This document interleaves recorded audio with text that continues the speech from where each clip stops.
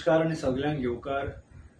Today we mourn the loss of Father Bolmax, who was not just a parish priest in the Church of St. Francis Xavier, Chikalim, but also a professor in St. Joseph Vaz College, Cortalim.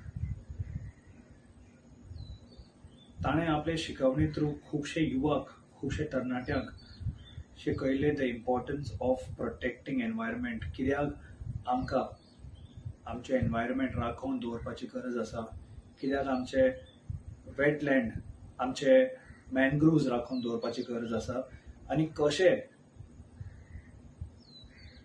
आमची biodiversity effect जाता, कशें आमचे fishing community effect जाता if we don't protect the mangroves and wetland.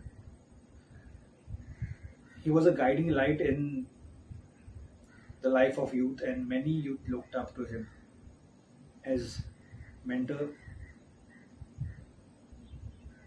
as a teacher,